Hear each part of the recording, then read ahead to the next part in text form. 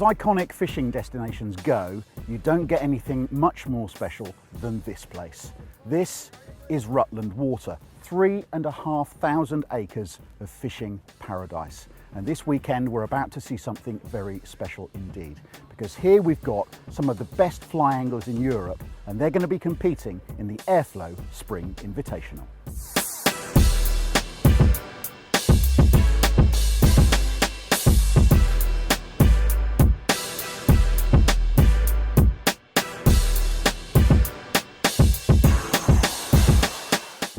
I love competition fly fishing, lots of friends, and it's just the anticipation of 2 days back to back, proper competition. I can't wait, I'm itching to go. This is the Champions League of fly fishing, you know. You look around, you see who's in the car park, it's a star-studded field, but there's a happy-go-lucky atmosphere. Everybody's seen old friends and there's a camaraderie and everything, but I can assure you, underneath the surface, they're all burning to win this. So it's the competition side of the loch style that gets you going? Yeah, definitely. That competition, that sort of, you get out in the water, you compete against a lot of other top anglers and that, so that, that brings a buzz to it. Yeah, definitely. It's going to be a really challenging day. You've got some absolutely fantastic fishermen here, huge number of international caps amongst them. And hoping for a good day's fishing. It's gradually been getting harder and harder through the last week, as I guess is inevitable because they've not been stocking it, which is good. So whoever catches the most fish will deserve it. It'll be a challenge out there today. Talk to me a little bit about your team today, because looking around, there's no secret in certainly this type of fly fishing. The age range of the anglers is, getting towards the top end, but your team's quite young. Yeah, I've got 18's our youngest, a couple in the 20s. We've got a granddad at 62, John Buchanan. But they're youth, and I spotted them on the circuit, and they are the future, and they're competitive. And what I want is not just good anglers, but anglers that want to win. That's important. Their desire. And when we don't win, they hurt, and that's what I look for. If they're not hurting, they're not good enough. Basically, it's all I've ever been into. My dad used to fish loch style quite often, so that's where I got my background from. Started fishing on here. Had my first season ticket when I was about 13. And just done it ever since. Now I'm obsessed with it. Now, the other thing is you're wearing 3 lions on your chest. You have an England badge on your jacket, and something rather special happened the other week, which was you won gold for England. What's that like? Yeah, oh, that's just amazing. That's my second gold now, and it's just a great feeling. To represent your country and then to go out and win a gold is just absolutely fantastic. What would it mean for you guys to defend your title? Gee whiz, it's the to win it once. It's my dream, to win it once. To win it twice, well, I can rest easy.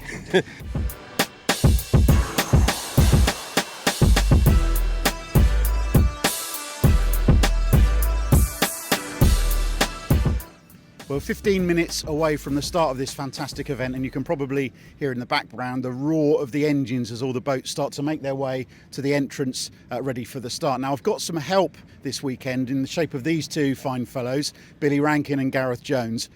We talked about international caps. This pair have got a fair amount between the two of them. Guys, I just need to ask you a few kind of your views of what's going on this weekend. Billy, this is going to be a cracking match, isn't it? Well, you've got Rutland at its best. I mean, this is the best time of year to fish Rutland. It's absolutely cracking. Fly life is abundant, and this is what fly fishing is about, and you've got the cream de la cream, whatever it is, of fly fishers here from all over Europe and Ireland, and etc. And it's just, the standard is so high. Just to be invited to this match is brilliant. And the man who's done the inviting is you, Mr. Jones. And I see that you've already presented Billy with a trophy this morning, and he's very pleased, so that's lovely. He's going to win it. No, we're really pleased to promote this event. It was something I'd always wanted to do, because most of the matches are at the end of the year, and you generally find the fishing gets a lot tougher, whereas all these match guys would love to fish a spring match when the fishing's really at its peak, loads of buzzers hatching, and today in these conditions they're going to have a ball. They got light winds. They're gonna get a lot of fish. So we should get a lot of action for the cameras. Now the interesting thing is, I know you're hurting because you want to be out there. You should have been fishing this, but you've got too busy with the organisational duties, and you're joining us on the boat to do some commentary too. How excited are you to see what happens here? It's going to give me a totally different perspective, because normally you're so focused on what you're doing, you don't really concentrate on what everybody else is doing. So it's going to be quite interesting to see how it all pans out and look from the edge. I'll probably learn a lot today. Marvellous. Well, look, as I say, we're a few minutes away from the start, so let's get into it and see what happens in this fantastic competition.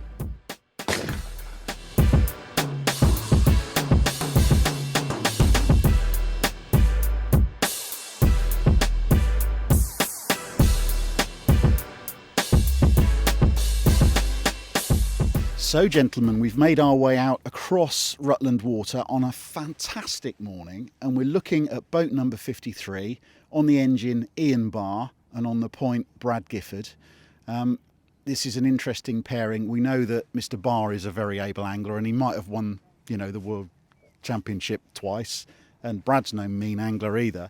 I'm given to understand that Ian's already had 3 fish, and the routine here is that you kill the first 3, and then the rest of the fish you catch during the day away, they count £2. Is that right? Correct, and it's 9 fish release after that. So they look well on their way. The fish are up. We can see them moving in the top of the surface there, and the boat behind has just had 2. So game on. I mean, we're only kind of 15 or 20 minutes into the match, and I get a sense that something special is going to happen today. The conditions couldn't be better, Gareth. No, the wind's dropped, the temperature's gone up, and you've got a lot of fish moving on the surface. The guys have got big targets here. And there we can see where Brad and Ian have just gone round the corner, and there is Brad Gifford on the sharp end of the boat, which is a very highly technical term, Gareth, with his net slipped under yet another fish. I mean, there's so many fish moving. Yeah, they're really on it. Brad's the top angler, and he's going to push Barry all the way. It's just going to be interesting to see if he's releasing this one or if he's already on his catch and release. So Ian's already ahead because he gave us a signal a few minutes ago, Billy, that he'd had 3. So I was fishing here last weekend, and definitely fishing onto the point, a point, coming in onto the fish was definitely the way to fish this, and they're perfectly positioned there, absolutely perfect. You mentioned fishing last week, of course. You and I managed to have a little sneak out yesterday evening to see if we could suss 1 or 2 things out. And one of the things that I wanted to explain to the lovely viewers back at home was a little bit of the terminology that they're going to be hearing with us 3 waffling away for the next couple of days.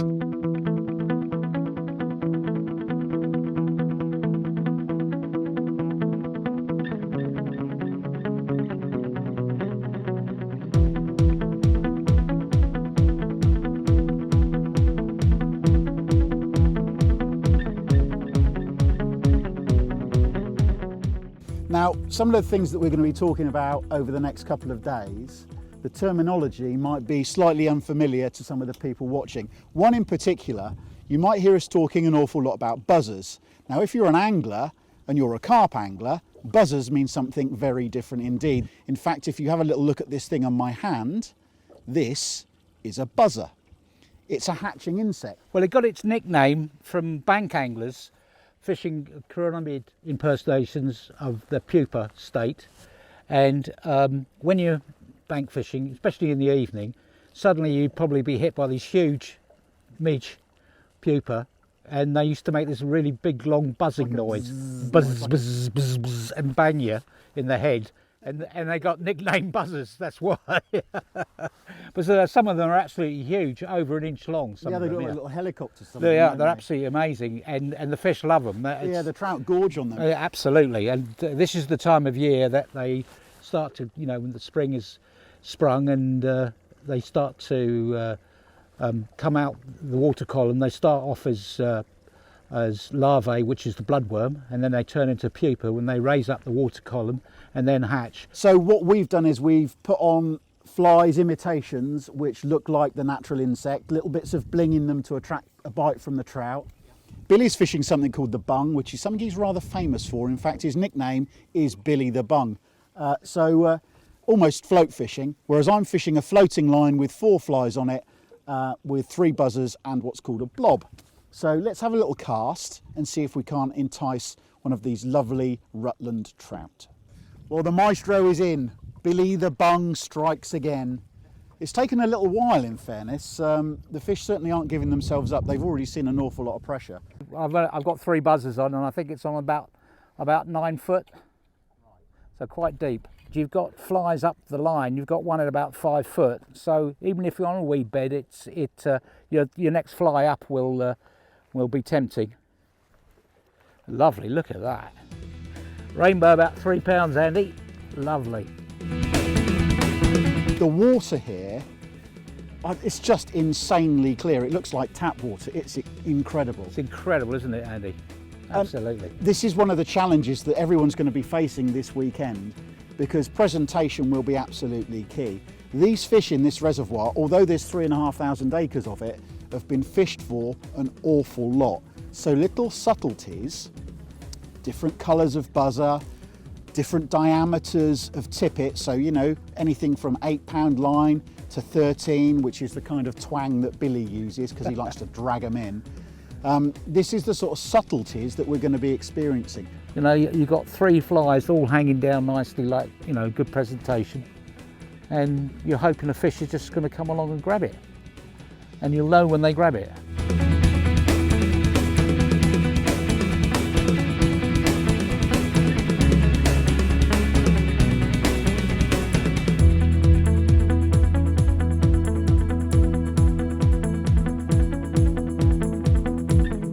Well, the maestro's done it again. We're just talking about going in because we've had a lovely couple of hours, although Billy's not had many takes. I've had a couple of follows and 1 fish. I was just reeling in, Danny. Yeah, he said, that's it, I've had enough, let's go to the pub and That's have a brownie beer. as well. It's a brownie. It's a brownie. Oh, lovely.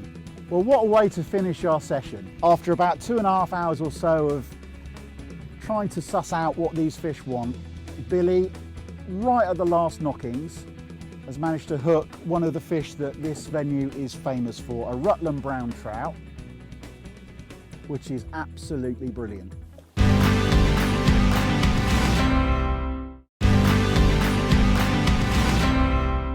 Well, Billy, that was an interesting evening, wasn't it, last night? And I think we sussed out 1 or 2 things, but judging by what we've seen so far this morning, that this whole reservoir is a completely different place to what it was last night. Absolutely. I mean, the wind's dropped probably, 10 miles an hour, so it's roughly about 5, 6. It's perfect ripple, absolutely magnificent cloud cover.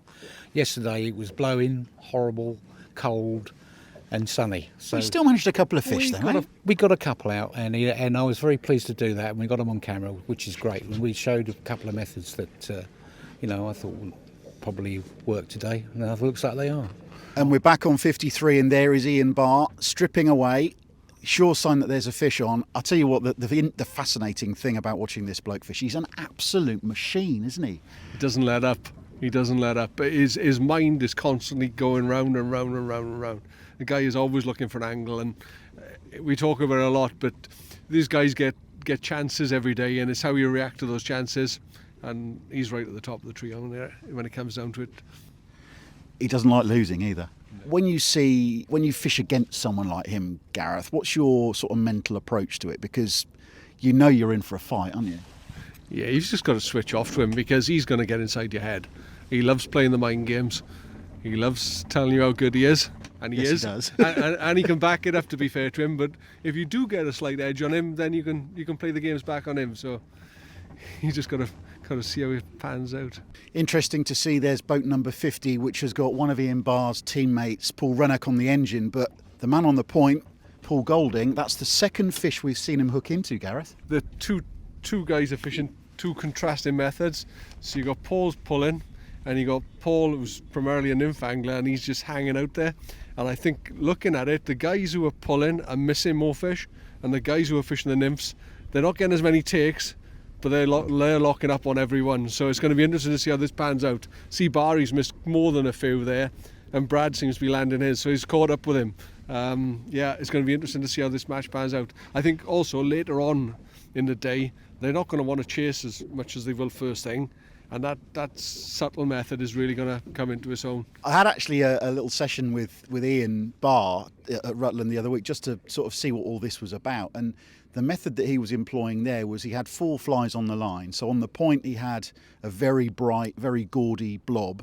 About 5 feet above it he had a buzzer or a nymph. Then another 5 feet on a blob and a nymph. So the idea of being, of course, what you guys are talking about, is the fish are attracted to the blob and come in and nail the nymph, don't they? Absolutely. That's what it says. An attractor fly with an imitative fly behind it, and that's what they're feeding on. And it's a proven method. And fellas, interesting that we've been talking about Ian Barr for the last couple of minutes, and there on boat 29 on the engine is his brother Craig, also an England international. You might notice he looks very similar to Ian. In fact, they're identical twins, Billy.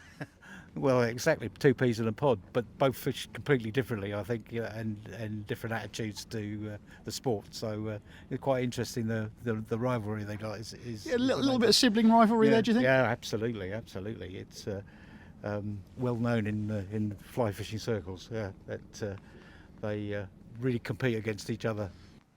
So this is the boat 40 is David Hopp from the Welsh Hawks and Sean Brooks from Team Vision. And it looks like Sean, who just the other day won a gold medal with England, and there he is landing a fish, very happy. It looks like it's going to go back, so he's on his released fish. Obviously doing quite well up here. One of the reasons we've come up here is to see the men in boat 23, which is just over to the left-hand side. And the man on the engine is Kevin Porteous, who, of course, last year led his team, the FNF Falcons, to victory in this event. And I spoke to Kevin this morning. He's well up for this. I'm not surprised. The guys fished incredibly well all of last year. They're a really good, strong outfit, and they fished really well as a team. Last year they nearly did the double. They got a second in the international final in October as well. So, yeah, good outfit. And they all seem to be hanging around together, so they'll be bouncing off each other. A lot of information being passed around. And as you say, they're working as a tight little group, yeah. So. But as Gareth says, it's best, a good team will communicate well together, and you've got to stop and you've got to talk. Unfortunately, you give your information away to the other boat partner, but you've got to take that on the chin, haven't you, Gareth? Yeah, look, at the end of the day, I always step into a boat, Bill, and say, this is what I've got. This is what, if you're going to share with me, I'll share with you. Yeah. And then it's up to you, pair of you, to go and batter out against each other. Yeah. You know, if he knows what you know and he does a better job, he's a good angler. He deserves to win. It's like in cricket, if you're facing Shane Warne, you might know he's bowling a leggy. You've still got to be able to play it, haven't you? Yeah. If I knew what a leggy was, I'd comment. Well, Gareth, you mentioned earlier on about time bonus. It's 12:15 and there's a bloke sat on the engine who you know very well. I do. On boat 56 called Kieran Jenkins, and he doesn't appear to be doing a lot. What's going on there? I think he's at his 12.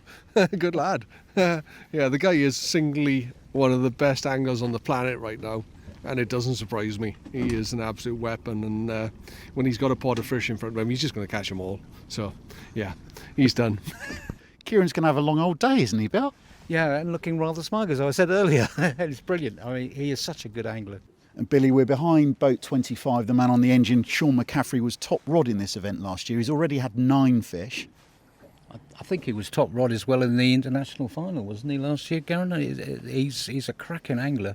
They come all the way from Scotland, and they've mastered this lake, which is, there's nothing like this in Scotland, apart from Menteith, I suppose, a little bit like this. But it's an art to fish this lake, and they seem to have mastered it, which is great. Well, chaps, we've moved from the North Arm into the south. And I've got to say, sitting over here looking at boat number 13, isn't this a fantastic place to be? Look at it. Not a bad house over there either, Gareth. You fancy that one? Don't think it's out of my budget. We're looking, and we talked earlier on about Ian Barr, double world champion, of course. Well, there's another world champion in boat 13, in Russell Owen, ex-world champion. 7 fish they've caught so far between them. So Russell's at the pointy end, and we've got on the engine Paul Haskey of the Team Eleanor. What's the difference down here, Billy? I mean, it's flat calm, isn't it? It's fantastic. It's a different ball game down here, isn't it? But we've seen more fish move coming across here, and I'm going to say conditions are perfect. And surprised Russell's not doing better, because as I say, world champion. He's a great fly fisherman, and making the call here is all important. The guys in the north have made the right call.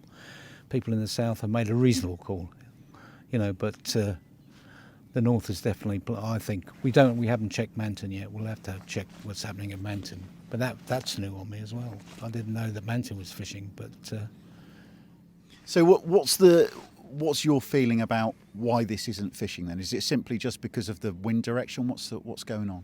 I think it's where there's some recently introduced fish have been found up the North Arm. Maybe somebody's missed them. maybe they were looking for bigger fish, who knows. But yeah, those fish up the north are really on. The water clarity is a little bit better up there too. Whether that's making an impact on the way the fish are feeding. But yeah, there are a lot more fish getting caught up the north. Well, chaps, we're well into the afternoon session. Interesting, looking over at boat 37, we can see John Hardy on the engine, but the man next to him, Chris Guthrie, isn't doing an awful lot, Billy. No, he's a legend of fly fishing, Chris Guthrie, and he also used to play football for Newcastle United. Did he really? Yeah, he was a professional footballer, and he's normally the chap you'd find right at the very top of the North Arm pulling lumps out on very small dry flies. But he's obviously been taken down here by Mr. Hardy, and looks like a little bit of a lesson's been given. So what we're saying here then is obviously Chris has had his limit. He's had his 12 fish, probably in water that he didn't particularly want to fish, and John Hardy's still fishing. Interesting stuff, Gareth. Yeah, you never know where the cookie crumbles. But Chris, I fished a couple of matches with Chris. He's a top-class angler, and he really knows what it's about. So, yeah, interesting, because John's normally the one who's giving it out. Yeah. Changes of the day today. So there we are, 2:15 in a match that's supposed to finish at 6 o'clock, and Kieran Jenkins and Alan Gamble coming off the water because they've already had their bag, 24 fish between them in a couple of hours. Sensational angling, job done. So Kieran, talk us through your tactics. We had a little chat with you out there and I could see you sat on the hand, so we knew that you'd emptied it, and I think you had 12 fish in an hour and 40, which is a sensational performance. Well done. Talk us through your tactics. We had a 12-foot fast tip on.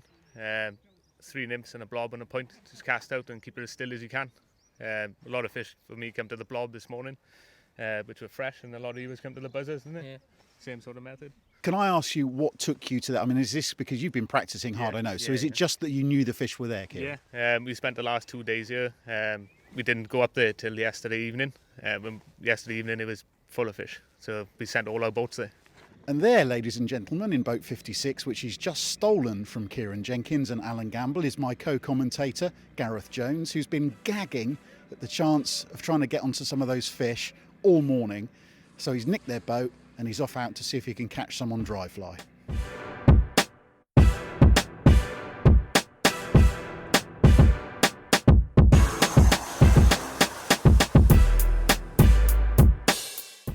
So as the boats returned after an exceptional day on Rutland Water, it was clear who'd taken the lead. Inspired by Kieran Jenkins, the FNF Nymphomaniacs were out in front. Their 6-man team caught 70 fish between them for £164 4 ounces. Change fly fishing, led by an impressive 12-fish haul from Jock Kettles, were 2 fish and just £8 back. The Corrib Hoppers, all the way from Ireland, were third. With the weather set fair, anyone in the top 5 had the potential of challenging the leaders on day 2.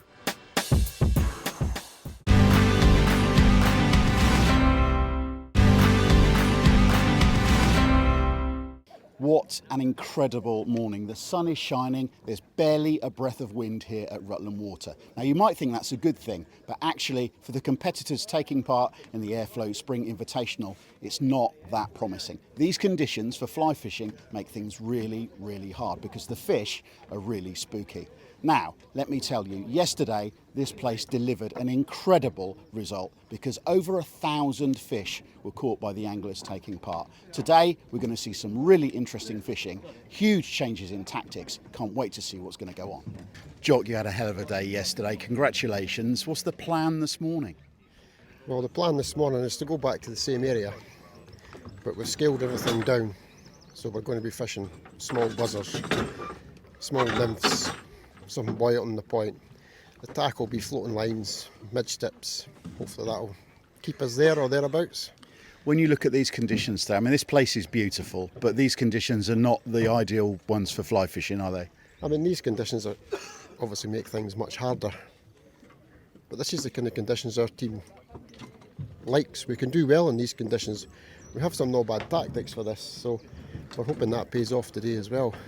You guys fish Corrib, of course, and that's notoriously a very tricky water. That's right. So what, in terms of the stuff that you're going to be seeing out there today, how does fishing Corrib help you? A big advantage we'd have, I'd say, definitely, is pure patience. nothing else but patience. We'll sit in water all day for a fish, like, if we have to. If we think there's fish there, we'll sit it out. Because that's the way it is at home sometimes, when you're maybe buzzer fishing in conditions like this, so that's exactly what we'll do. We'll not panic moving from A to B, whatever. Chasing. If we think there's fish there, we'll stick at it. Team-wise, you're top of the tree. It's sometimes a great position to be in, leading from the front, but you are there to be shot at, aren't you? Yeah, definitely. Just hope we got a big enough lead to keep ahead, and hopefully the conditions today will make things a bit harder for everybody. Brilliant day yesterday, Tony. Thank you. The weather's not fantastic today for you, is it? No, not at all. I think it's the same for everybody though. I think the catch rates will probably drop down today for everyone, so probably not a bad thing for us really. So Cess and Change sort of pulled a little way in front of everyone else, so hopefully it's going to be too much of a gap for the other teams to catch up with us. So we'll see how things go. Looking around, obviously we've got loads of great anglers here, Yeah. and great anglers in your team too. What would it mean for your team to win this event? Oh, that's a big thing because the best teams in the country are here this weekend, so it's a huge achievement for us to come out on top of all. They're all great anglers here, so yeah, it's a big thing for us. Yeah, huge achievement.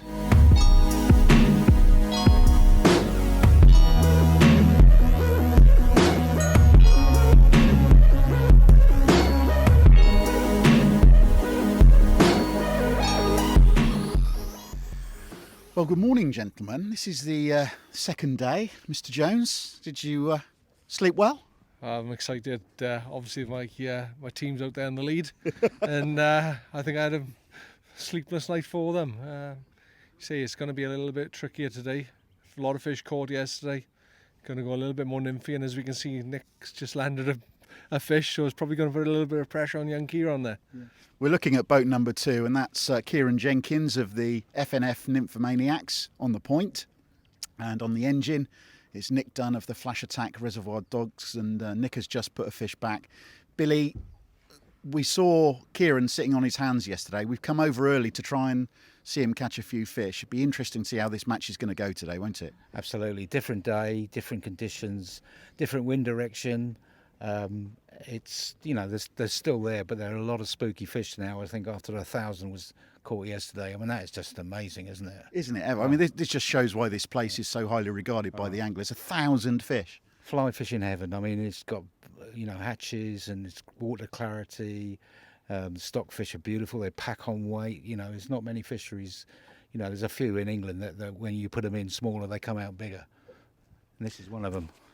Let's talk a little bit about tactics then, Gareth, because yesterday there was a real mixture of stuff that we saw out on the water. I know you sneaked out and fished dries, and I think you had half a dozen fish, didn't you? Yeah, I did all right, but then there was no pressure on me to catch them, so it's always easy on a no pressure day. But I think what's going to happen today is obviously a lot of fish caught on brighter flies yesterday in the first 2 hours, and it's gone really nymphy now. Yeah. And what I mean by that is the fish are actually going to be feeding on the naturals.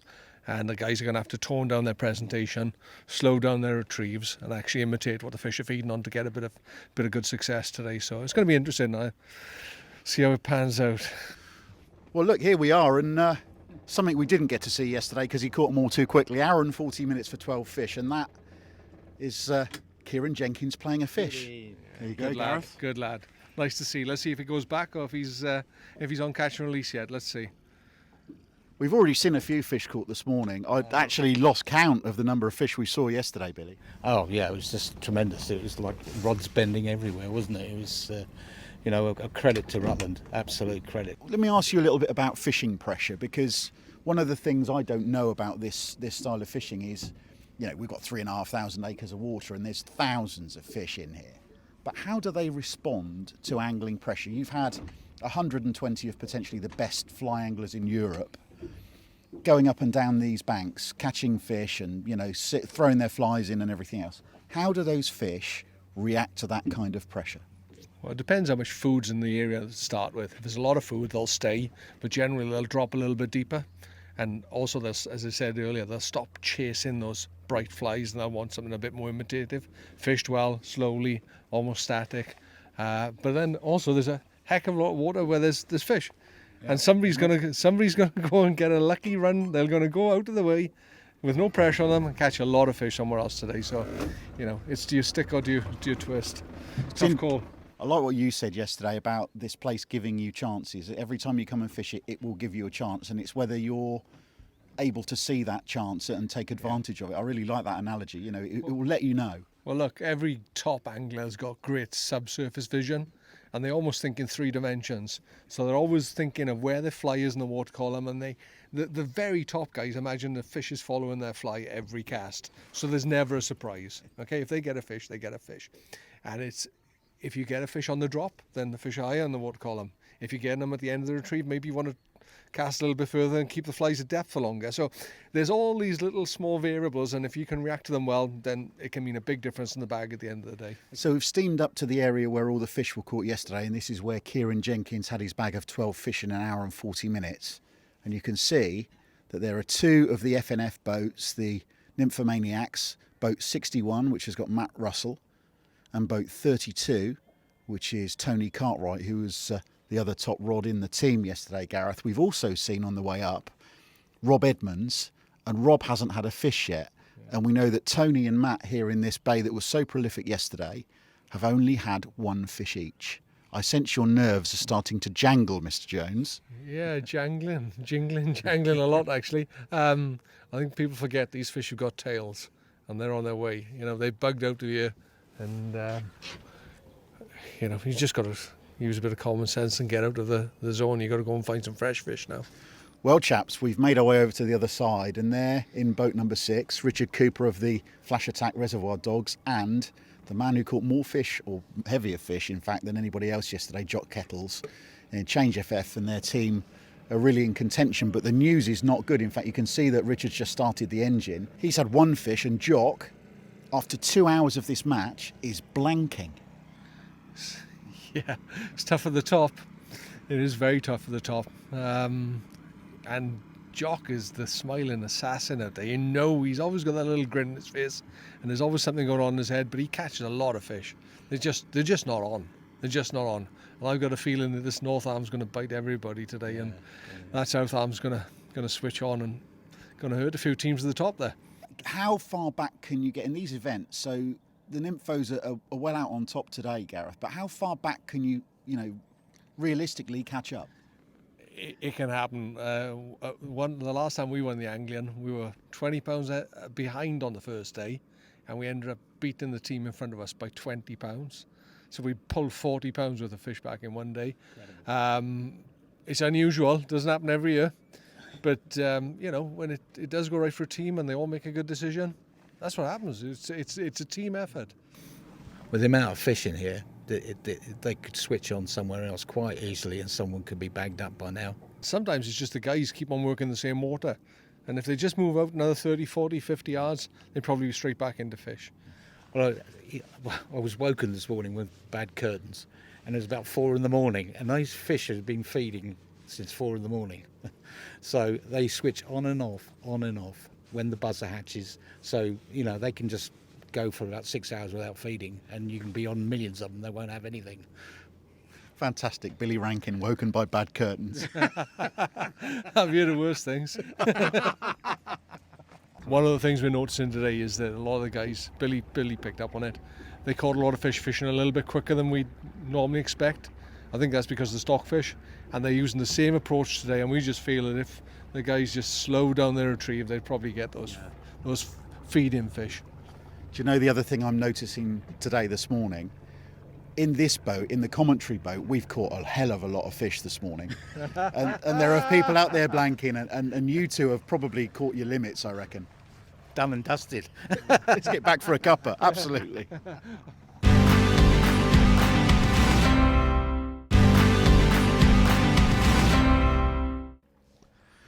Well, we've steamed all the way down the South Arm, and we're looking at boat number 41, and that is Craig Barr, who's just slipped the net under another fish. In fact, that's the second fish we've seen him land since we've been here. And the interesting thing about this is there is stuff going on everywhere, Billy. The place is alive. Yeah, the terns are all picking up either buzzers or olives. It's in feeding fish everywhere. We've seen a bucket load of really large feeding fish here. Gareth, I think it's probably realistic to say that Craig's team, the Reservoir Dogs, are too far back to challenge here, but you never know. You never know. There's a bag of fish coming together here. Craig's on 7 now.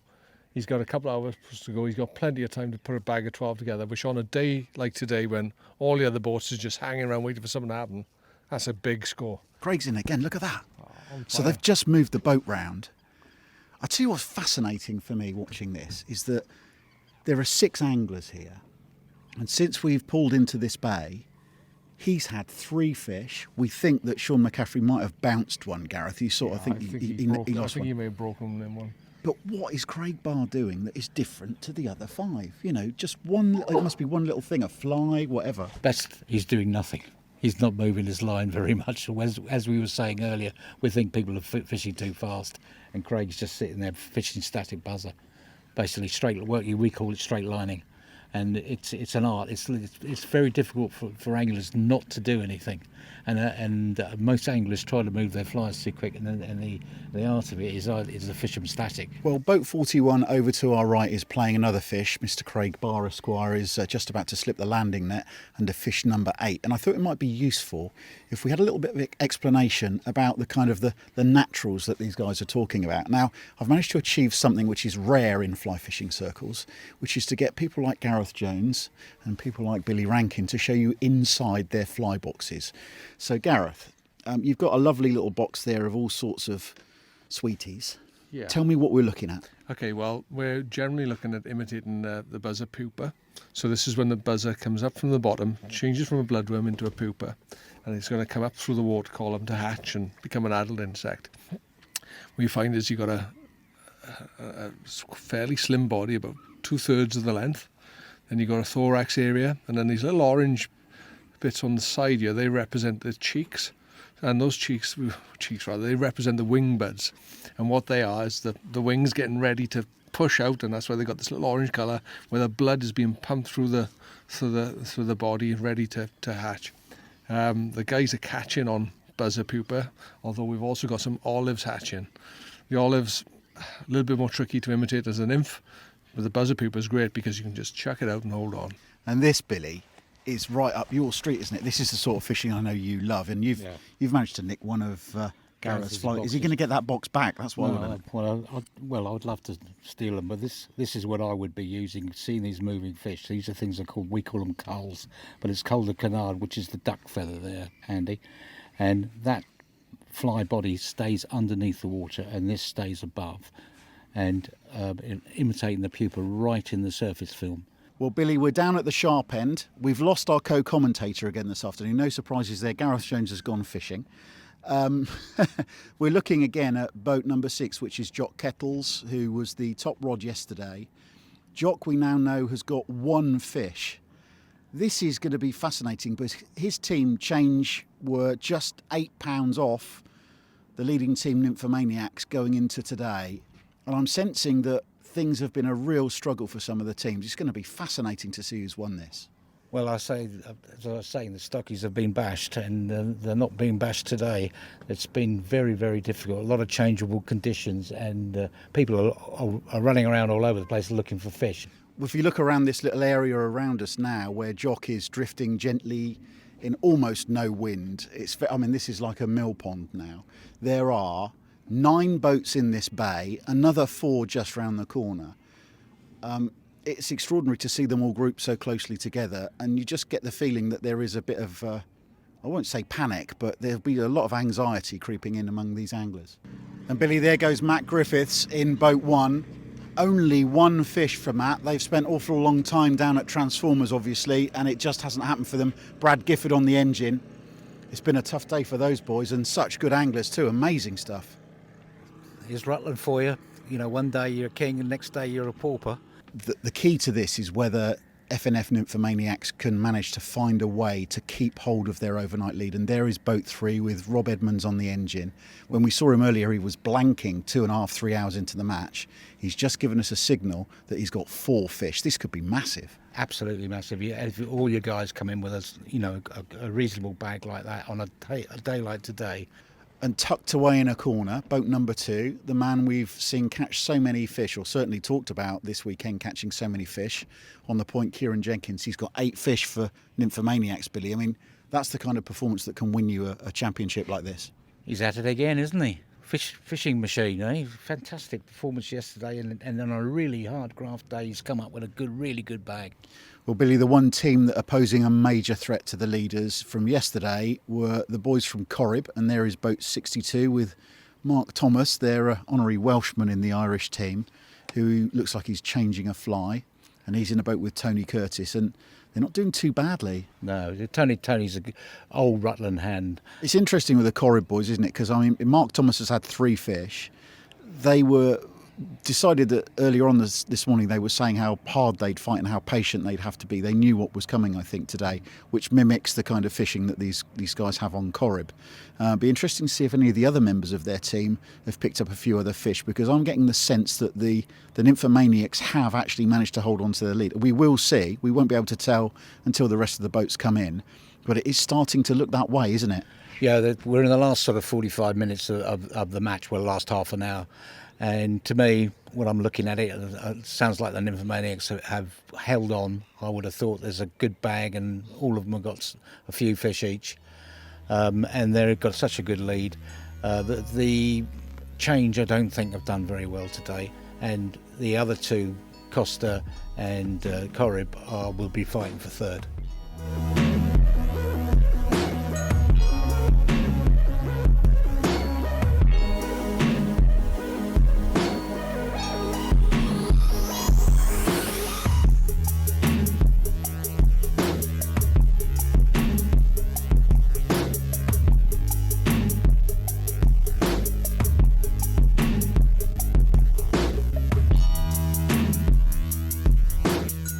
Well, you probably didn't need any proof to show that Rutland Water's an extraordinary venue, but look at this.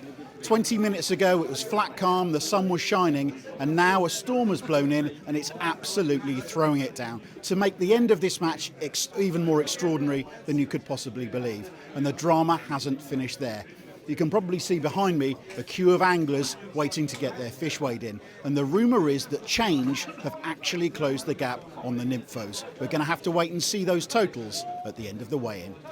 Well, Mr. Jones, this is looking like it's going to be insanely close. Tell me what you know. All I know is Mr. Cartwright stuck it out at the top, and when everybody left, he put 10 fish in the bag, which is a big score today.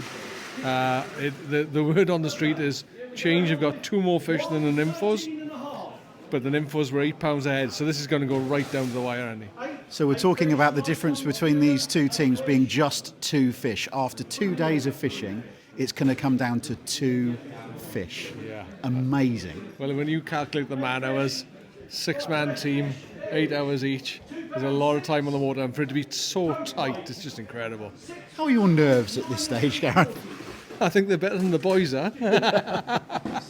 It's a big thing to win this, and I know both teams, they've been the top of the game for the last 10 or 15 years, and there'll be big one-upmanship on whoever takes the trophy today. Well, Gareth, we've just done some maths, and the guys from Scotland, with this weigh-in to go, are £77 behind Nymphos. There's 6 of them in the team. They're going to have to go some to catch up, aren't they? I'd still be tight. I wouldn't count them out yet. Let's see where these bags go, because that's going to be the deciding factor. And all these boys will know that they've lost a fish or 2 in play. I spoke to Tony Cartwright earlier, and he's lost 4 fish in play today. Oh. And I've been in matches where we've lost by 1/4 of an ounce. Oh no! And you just know, you put the net into 2 or 3 of those during the day, and one of those fish would have changed everything. So it's going to be, that's a good fish. Best fish is £4.1.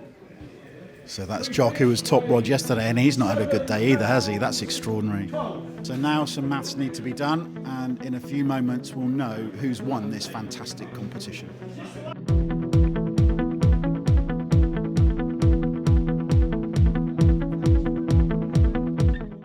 And that's been the closest match that you could possibly imagine. Change fly fishers go up to claim the runners-up prize. The difference between them and the overall winners, Nymphomaniacs, has been a staggering £4. That's 2 Rutland fish, or in fact 1 decent brown trout. After 2 days and over 1,500 fish caught, the difference is just 2. And doesn't that just show what a fantastic competition this is? And Kieran Jenkins leads them up with a beaming smile, grabs the hand of Gareth Jones and gets the trophy with his teammates. Big smiles all round. Haven't they fished superbly these last couple of days? What a brilliant performance from them. Well, fellas, that was a little bit squeaky, wasn't it? Just a bit, but close enough is good enough. I mean, essentially, we're talking one fish, aren't we, Kieran? Maybe Yeah. two, £4. That's all it is. That's all it is. We had a couple of nice bags today, didn't we? So that bumped couple us of up nice fish. and Yeah, kept us there, I think. So it's fine line between all the top teams, to be honest. So it can go either way. So we were just lucky today. We had the run of the mill. So we're happy with the result. Yeah. What's it like fishing with this lot? it's unbelievable. We learn so much every time we're out on the water, and it's great when we put it all together and come with the results. Yeah, I think the big thing, we're all good friends as well. You know, we've been friends for like 20 plus years. So it's a really good crack when we go away. Yeah.